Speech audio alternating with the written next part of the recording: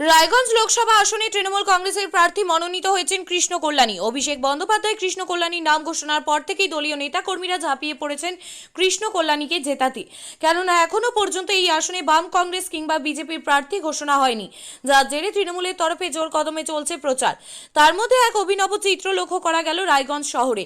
এদিন রায়গঞ্জে town club সংলগ্ন মা ভবতারিণী মন্দিরে পুজো দেন আইএনটিটিইউসির উত্তর দিনাজপুর জেলা সভাপতি শেখর দাস। শেখরবাবু একা নন, পরিবারে এদিন মন্দিরে পুজো দিতে আসেন তিনি। আমরা কথা বলেছিলাম শেখর বাবু এবং তার পরিবারের সাথে। তারা জানান কৃষ্ণ কল্যাণী এমন একটি মানুষ যিনি দুস্থ অসহায় নিপীড়িত মানুষদের কথা শুনলেই তাদের পাশে গিয়ে দাঁড়ান। স্বামী বিবেকানন্দ বলে গিয়েছিলেন, জীবে প্রেম করে যেই জন সেই জন সেবিছে ঈশ্বর। সেই বাণীকে পাথেয় করে কৃষ্ণবাবুও মানুষের কল্যাণে ঝাঁপিয়ে পড়েন। আজ সেই মানুষটি লড়াইয়ের সম্মুখীন, তাই তাকে জেতাতে মরিয়া সকলেই। আজ মা ভবতারিণীর কাছে কৃষ্ণ কল্যাণীর জয়ের বিষয়ে প্রার্থনা জানিয়েছেন দাস পরিবার। চলুন শুনে নিই তাদের বক্তব্য। গতকাল বিধায়ক কৃষ্ণ কল্যাণী যখন আদিকালী মন্দিরে পুজো দিয়ে বেরোলেন এবং তার দেওয়াল লিখন শুরু করলেন নিজের পৈতৃক বাড়ির থেকে, বেশ কিছু সংবাদ মাধ্যম সেখানে একটা ভ্রুকুটি করেছে যে জেলা সভাপতি অনুপস্থিত, মুখপাত্র অনুপস্থিত। সেই জায়গায় দাঁড়িয়ে কি বলবেন?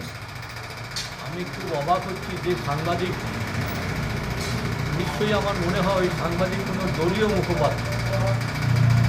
আমরা সবাই একসাথে আমাদের মাননীয় মুখ্যমন্ত্রী এবং অভিষেক বন্দ্যোপাধ্যায়ের নির্দেশ অনুযায়ী আমরা সবাই নেমে পড়েছি। এর মধ্যে কোনো মতান্তর নেই, কোনো দলবাজি নেই, কোনো দলবাজি নেই।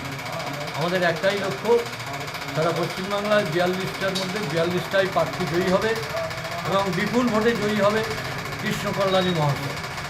কারণ এই রায়গঞ্জ না, উনি বিভিন্ন জায়গায় গরিব মানুষের পাশে, শ্রমিকজীবী মানুষের পাশে সবসময় দাঁড়ান এবং তাদের উপকার করেন।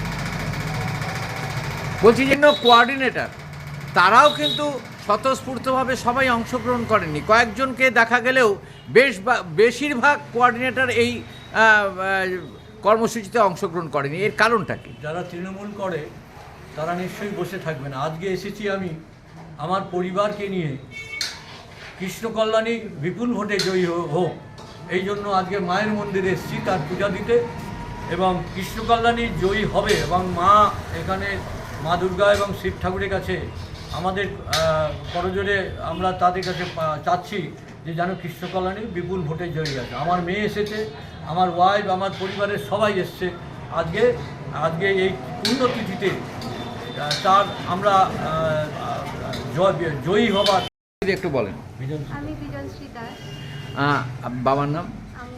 আমার বাবা শেখর দাস। বলছি আজকে শেখরবাবু যেটা বললেন যে মায়ের কাছে পুজো দিতে এসছেন, কৃষ্ণ কল্যাণী যাতে জেতে এবং তার মঙ্গলার্থে তিনি পুজো দিতে এসছেন পরিবার সহিত। কি বলবেন আপনি? দাদার জয় কামনা করি। বাবা সেই জন্য মন্দিরে এসছে পুজো দিতে, আমরা সপরিবারে এসছি দাদার জয়ের জন্য মায়ের কাছে প্রার্থনা।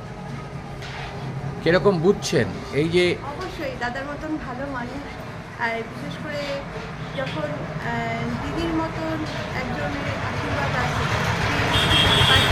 মানুষের কল্যাণের জন্য সর্বদা কাজ করে, সেখানে মানুষ নিশ্চয়ই সেটা বুঝবে। আর দাদা নিজেও খুব ভালো মানুষ, সেটা বুঝলে নিশ্চয়ই দাদা জয়ী হবে, এটাই আশা করি। আপনি কি জায়গা কিনতে চান? তাহলে আর চিন্তা নেই। 34 নম্বর জাতীয় সড়কের ধারে রায়গঞ্জের নট্টপাড়ায় ঠিক বিপরীতে নিউ উকিলপাড়ায় আজই সুলভ মূল্যে জায়গা কিনুন, গড়ে তুলুন নিজের স্বপ্নের ঘর। তাই আর অপেক্ষা না করে আজই চলে আসুন আমাদের এখানে, দেখে যান জায়গা। মন পছন্দের স্বপ্নের প্রাসাদ গড়ে তুলুন আপনার কেনা এই জায়গায়। তাই আজই যোগাযোগ করুন আমাদের সাথে। আমাদের ফোন নম্বর 8617827851, 6295828881, 8617033767। তাই আর দেরি নয়, আজই আসুন নিজের পছন্দের জায়গা কিনতে।